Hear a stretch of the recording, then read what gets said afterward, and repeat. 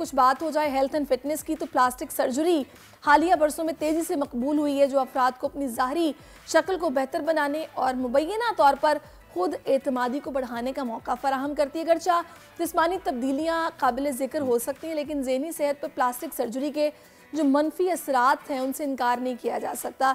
अक्सर हम ये देखते हैं कि लोग एहसास कमतरी का शिकार होते हैं। तुम्हारी नाक फैली हुई है, इसको कटवा लो, तुम्हारी नाक की टिप नहीं है या टिप बहुत ज्यादा है, इसको कटवा लो। मतलब इस तरह के इतने इश्यूज हैं। तुम्हारे होंठ जो है ऊपर वाला नजर ही नहीं आता, इसको पंप करवा लो, थोड़ा पाउट बनवा लो। तो ये सब चीजें जब आप करवाते हैं तो बाजुकात ये ठीक होने के बजाय मजीद बिगड़ जाती हैं।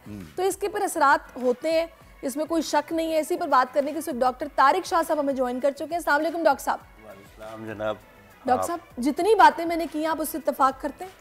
जी बिल्कुल ऐसा ही है। ज़्यादातर जो है ना, जैसे ये जो वेस्ट से ये सिस्टम शुरू हुआ है और फिर चलते चलते एशिया को जो है ना लपेट में ले लिए।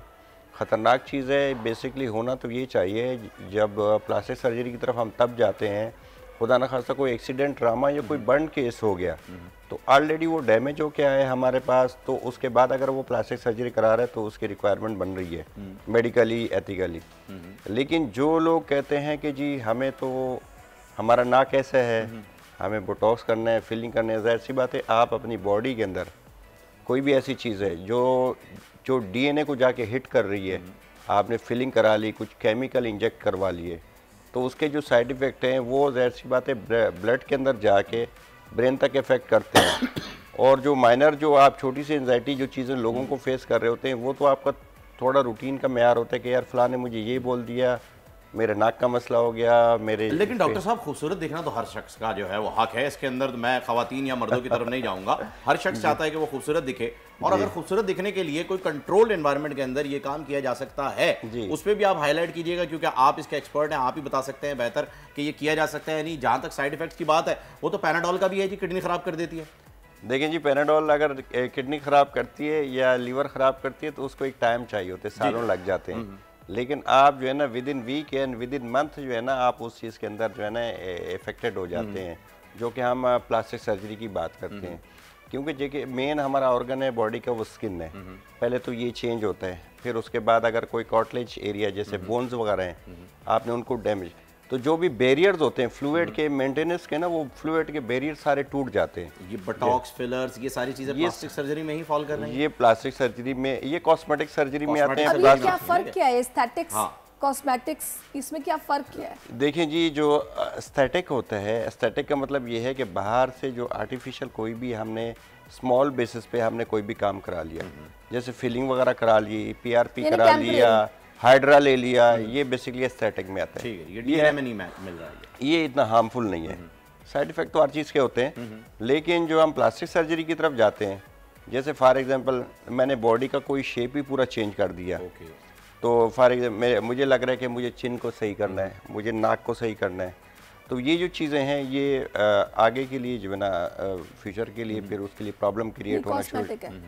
अच्छा, कॉस्मेटिक सर्जरी का मेन जो है मेन पार्ट जो है कि अगर आप कोई सर्जिकल वे में जाते हैं जिसमें काटा पीटी भी जिसको जो हम एग्जैक्टली बिल्कुल, तो ये चीज़ जो है ये आगे जाके आपके लिए नुकसानदेह हो सकती है। सबसे पहले तो ये है कि आपको ज़रूरत नहीं थी और जाके ना आप एनेस्थीसिया लेके टेबल पे लेट गए, और फिर उसके साइड इफेक्ट। एनेस्थीसिया का अच्छा आपने जिक्र किया, माफ़ी चाहूँगा कता कलामी की, इसका भी ज़रा बताइएगा कि ये कितना ख़तरनाक है कि अगर आप ट्रेंड किसी बड़े अच्छे हॉस्पिटल के बजाय किसी अगर लोकल क्लिनिक से करा लें तो ये इससे रिकवरी भी जो है वो मैंने सुना है कि कोमा में भी जा सकता है बंदा। जी बिल्कुल। देखें जी, अगर एक्सपर्ट कंसल्टेंट कोई नहीं है, जो इसकी स्पेशलिटी जिस बंदे के पास नहीं है, डॉक्टर अलग से होता है, अलग से होते हैं वो, उसमें डिप्लोमा होल्डर भी होते हैं, डिग्री होल्डर भी होते हैं, लेकिन एटलीस्ट वो होने चाहिए।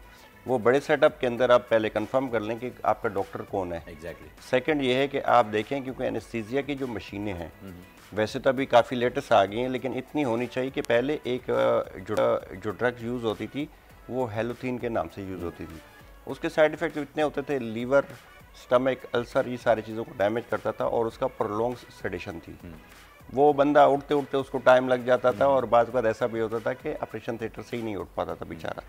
वो वेंटिलेटर पे फिर पेशेंट चले जाते थे। अच्छा, पेशेंट टू पेशेंट भी तो वेरी करता है ना, कुछ पेशेंट्स 2 घंटे में उठ के आ जाते हैं, कुछ को उसी डोज के साथ 5 घंटे लग जाते हैं उठ के आने में। देखिए मेडिकल फिटनेस तो हर डॉक्टर पहले लेता है, कोई भी पेशेंट एनेस्थीसिया में जा रहा है, सर्जरी में जा रहा है, वो सारी चीज़ें होती है। लेकिन बात ये होती है कि इफेक्ट बाज़ वक़्त आपको पता नहीं है कि एक जो मशीनरी एरर आ जाता है, जिसको हम ह्यूमन एरर भी कह सकते हैं, मशीनरी एरर, कि उसने तो डोज अपनी जस्ट सेट सही की है, लेकिन मे भी हो सकता है उसने अगर सेंस ज़्यादा कर लिया और पेशेंट को डोज चली गई, तो उसमें क्या होता है कि पेशेंट की सेडेशन बढ़ जाती है।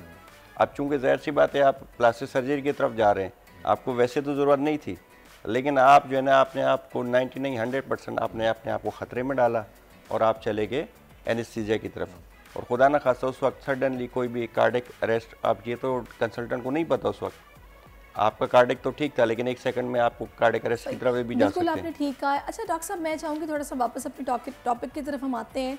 ये जो भी हम एस्थेटिक्स की और कॉस्मेटिक प्लास्टिक सर्जरी की बात कर रहे हैं, मैंने देखा है कि ये एक ऐसी दलदल है कि जिसमें इंसान धंसता चला जाता है। आपने एक फिलर लगवाया, फिर आपको फील हुआ कि नहीं मुझे यहाँ भी लगना चाहिए, यहाँ लगवाया, आप उसके बाद आपका चेहरा ऐसा प्लास्टिक का हो जाएगा कि आप स्माइल भी नहीं कर सकते।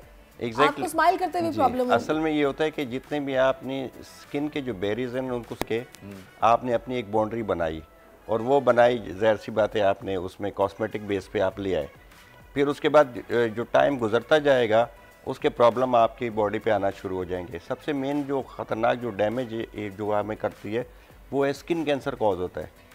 इतनी ज़्यादा ख़तरनाक चीज़ है कि ज़ाहिर सी बात है आप अभी तो टाइम नहीं पता चलेगा, आपने सारे काम करवा लिए कॉस्मेटिक के या एस्थेटिक या प्लस है, बाद में आपको 5-8 साल के बाद आपको प्रॉब्लम शुरू हो जाएगी, क्योंकि ये जो चीज़ें जब ब्लड स्ट्रीम में जाती हैं उसके जो साइड इफ़ेक्ट हैं वो लेट शुरू होते हैं।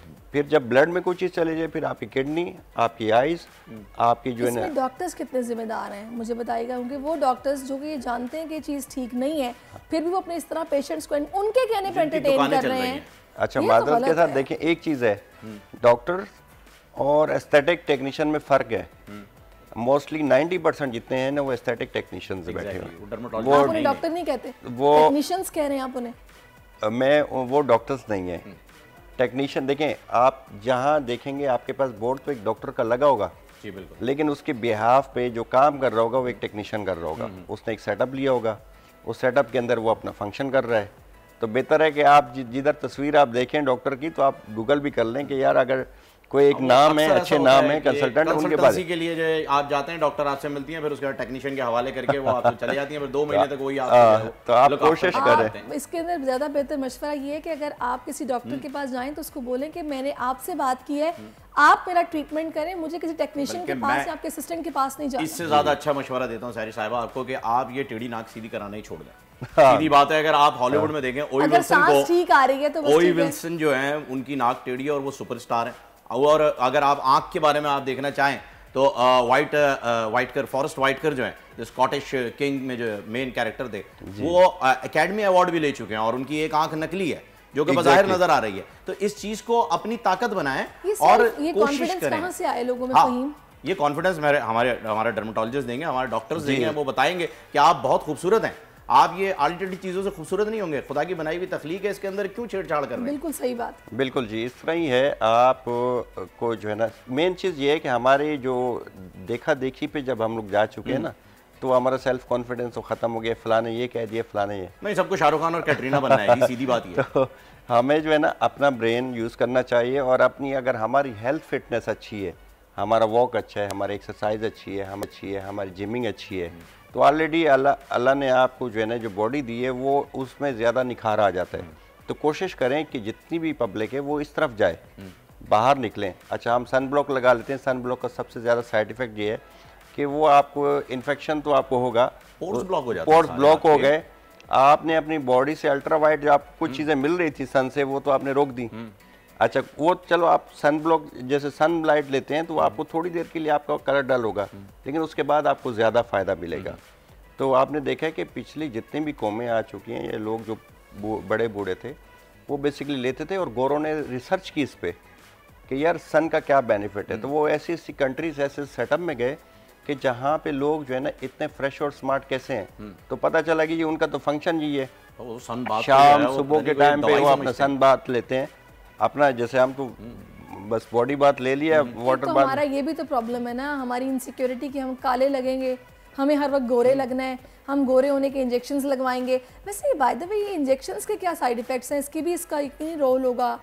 देखें जी, डिपेंड करता है कि बहुत सारी कंपनी ग्लूटाथियोन इंजेक्शन बना रहे हैं जो बेसिकली हमारी बॉडी, देखें एशियन के अंदर ना पिगमेंटेशन चेंजेस हैं, गोरों में वो पिगमेंटेशन नहीं है, हमारी ब्लड के अंदर जो है ना है वो चीज़, तो जैसे हमारा कलर थोड़ा डल हो जाता है, वो हमें अच्छा समझते हैं, हम उनको ब्यूटीफुल कहते हैं, वो हमें कहते हैं कि यार नहीं ये अट्रैक्टिव है। इंजेक्शंस के साइड इफेक्ट्स हैं बहुत ज़्यादा है। बेसिकली कोई भी ऐसी चीज़ जो ब्लड के अंदर गई और हमारी नॉर्मली जैसे आरएनए और बाकी चीज़ों पे इफेक्ट करती हैं तो वो तो नुकसानदेह नहीं होता, रिएक्शन है हर चीज़। लेकिन ये जो ग्लूटाथियोन है, जब तक आपका डीएनए चेंज नहीं होगा, आपका कलर चेंज नहीं होगा, तो डीएनए के अंदर जो है ना इफेक्ट करती है, तो डीएनए ही चेंज कर देता है, जी रीबिल्ड कर देता है, हाँ उसको जो है ना मॉडिफाई करता है। जब तक वो मॉडिफाई नहीं होगा आपका कलर चेंज नहीं होगा। सारी साहिबा ये बड़ी नुकसान की बात है। और डॉक्टर साहब बहुत बहुत शुक्रिया आपका कि आपने इतने अच्छे तरीके से जो है वो अपने ही पेटी भाइयों के बारे में बताया कि जी ये ठीक नहीं हो रहा है, तो थैंक यू सो मच। नाजरीन, वक्त हुआ है एक ब्रेक का, और ब्रेक पे जाने से पहले यही कहेंगे कि आप जैसे हैं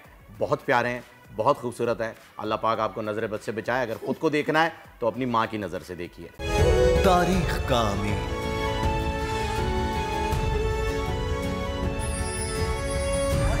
आजादी की अलामत,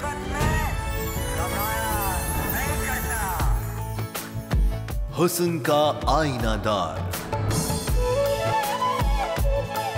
फिक्रो नजरिए की अक्कास, सरफराजी का गवाह, यानी हम सबका निगहबान पाकिस्तान।